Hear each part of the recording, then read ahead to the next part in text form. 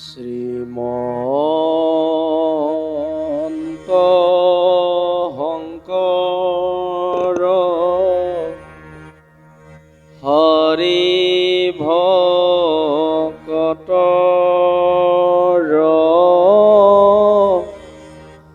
জন যেন কল্প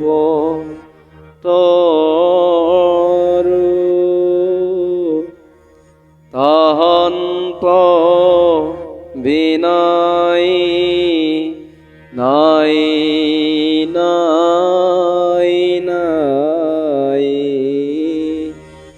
আমার পরম গুরু রাম তহন্ত বিনয় নাই নাই নাই আমার পরম গুরু। প্ৰণাম ভাৱাই সমস্ত মোৰ পুনৰবাৰ ইউটিউব চেনেললৈ সকলোকে স্বাগতম জনাইছোঁ। আৰু আমি আগৰবাৰ ভিডিঅ'ত পাইছিলোঁ, আলোচনা কৰিছিলোঁ যুধিষ্ঠিৰৰ ৰাজ্যলাভ আৰু ভীষ্মৰ মুখ্য উৎস। মহাৰাজ যুধিষ্ঠিৰে ৰাজ্যলাভ কৰিও শশাগৰা পৃথিৱীৰ ৰজা হ'লেও তেওঁ গোত্ৰ হত্যাৰ পৰা মহাপাপ বুলি অশান্তিৰে তেওঁ বহি আছে। আৰু ভগৱান শ্ৰীকৃষ্ণই ইয়াক অশান্তিৰ পৰা শান্তিলৈ থাকিবৰ কাৰণে মহাৰাজ যুধিষ্ঠিৰ পিতামহ বেদব্যাসদেৱেও বুজাইছিলে। সকলো যজ্ঞ আদি কৰ্ম পিণ্ডদান সকলো কৰাইছিলে, যদিও মহাৰাজ যুধিষ্ঠিৰে গোত্ৰ হত্যাৰ পৰা অশান্তিৰে বহি থাকে। আৰু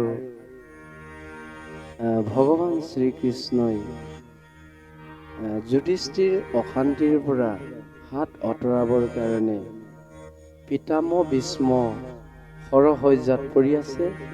আৰু পাণ্ডৱসকলৰ অতিতকে প্ৰাণ প্ৰিয় পিতামহ ভীষ্মৰ কথা শুনাবলৈ লৈ যায়। আৰু ভীষ্মৰ কথা পাণ্ডৱসকলে শুনি ভাল পায়।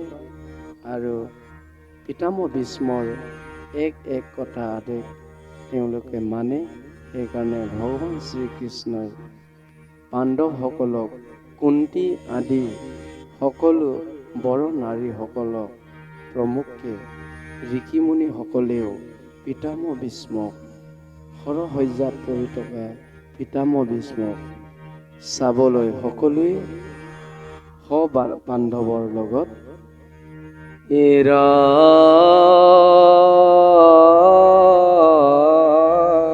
ৰাম ৰাম ৰাম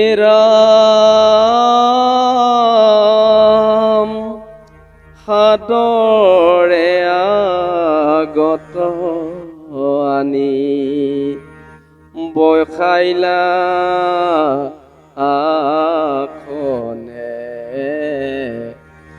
বাদ্য অৰ্গে ধূপ দীপ দিলা হবে মানে। ভীষ্মৰ অৱস্থা দেখি হলুতক মুখে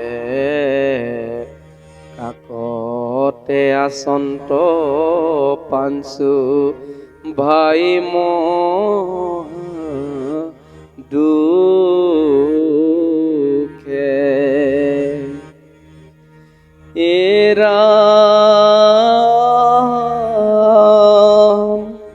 কুন্তি সত্যৱতী আদি কান্দই নাৰী গণে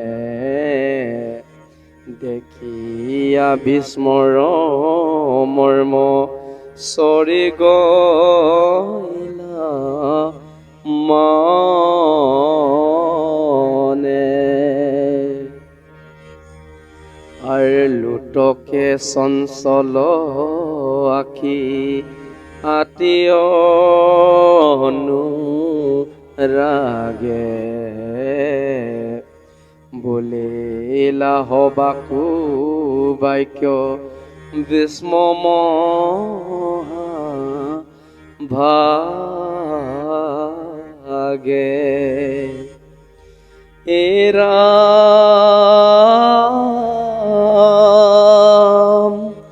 পৰম ধৰ্মিষ্ঠ পাঞ্চু কৃষ্ণত সমুখ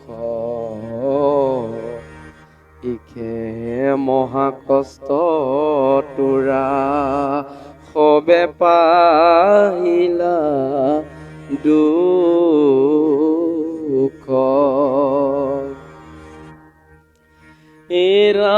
এৰাম হামাও কুন্তি তোমাকে কৰো খেদ পাণ্ডুৰ মৰণে দুখ পাইলা কবি ছেদ। এই পাঞ্চপুত্ৰ গয়া কৰিলা বিদেশ ধৃত দুষ্ট ধৃতৰাষ্ট্ৰে নিদিলে ককুন ক্লেশ।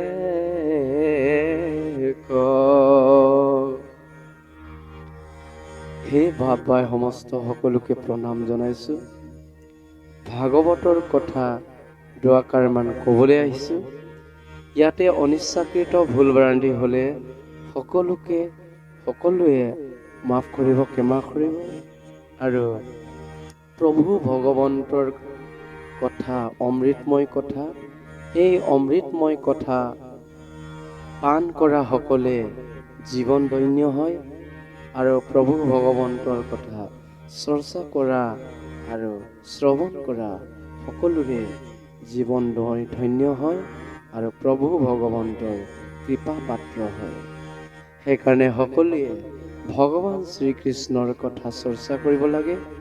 আৰু আজি আমি ক'বলৈ আহিছোঁ, পিতামহ ভীষ্মই সৰসজ্জাত পৰি আছে আৰু পিতামহ ভীষ্মক কুন্তী দেৱী সকলো বৰ নাৰীসকলে পঞ্চ পাণ্ডৱৰ প্ৰমুখে ঋষি মহৎ ঋষিসকলে সকলোৱে দৰ্শন কৰিব যায়।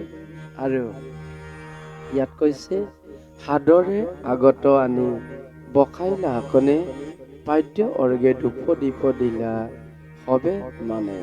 ভীষ্মৰ অৱস্থা দেখি হলুটক মুখে কাকতে আচন্ত পাঞ্চু ভাই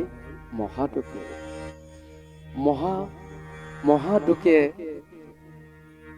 পিতামহ ভীষ্মৰ অৱস্থা দেখি পঞ্চ পাণ্ডৱে আৰু সকলো মহৎ ঋষি কুন্তী দেৱীৰ প্ৰমুখে সকলো বৰ নাৰীসকলেও মহাদুখে চাই আছে বুলি কৈ। কুন্তী সত্যৱতী আদি কান্দৈ নাৰীগণে দেখিয়া ভীষ্মৰ মৰ্মচৰি গইলা মনে। কুন্তী দেৱীৰ কন্দা আৰু পঞ্চ পাণ্ডৱৰ কান্দি থকা দেখি পিতামহ ভীষ্মই অতীতকে দুখ লাগি থাকে। আৰু লুটকে চঞ্চল আখি আতি অনুৰাগে বুলিলা হবাকু বাক্য ভীষ্ম মহাভাগে। পিতামহ ভীষ্মই ক'বলৈ ধৰিলে, নেখান্দিবাই কুন্তী মা। কি বুলি ক'বলৈ ধৰিছে? পৰম ধৰ্মিষ্ঠ পাঞ্চু কৃষ্ণত সন্মুখ ইখে মহাকষ্ট তোৰা সবে পাইলা দুখ। হা মাও কুন্তী তোমাক শেষে কৰো খেদ পাণ্ডুৰ মৰণে দুখ পাইলা অবিচ্ছেদ। হে মা তুমি নাখান্দিবা, তোমাৰ প্ৰতি দেখি মোৰহে বেছি দুখ লাগিছে। পাণ্ডু ৰজাৰ যিদিনাখন দেহ ত্যাগ কৰিছে, সিদিনাৰ পৰা তোমাৰ বহুত কষ্টৰে পঞ্চপুত্ৰক লালন পালন কৰি তুমি বহুত কষ্টৰে পোহপাল কৰিলে, আৰু দুষ্ট ধৃতৰাষ্ট্ৰই তোমালোকৰ প্ৰতি সকলো মৰম চেনেহ সদয় নহল। সেইকাৰণে তোমাক দেখি তোমাৰ প্ৰতি মোৰ বহুত কষ্ট লাগে। তুমি বহুত কষ্টৰে জীৱন যাপন কৰিছে মা, তুমি মোৰ প্ৰতি নেখান্দিব বুলি পিতামহ ভীষ্মই পঞ্চ পাণ্ডৱৰ প্ৰমুখ্যে কুন্তী মাক কৈছে। আৰু এই বুলি কৈছে পঞ্চ পাণ্ডৱক, তোমালোকৰ ভাগ্য ভাল, তোমালোকে ধাৰ্মিক হোৱাৰ কাৰণে তোমাৰ লগত ত্ৰিলোকৰ নাথ ভগৱান শ্ৰীকৃষ্ণই সংগ ধৰি আছে, আৰু ভগৱান শ্ৰীকৃষ্ণক তোমালোকে পৰম ভাগ্যত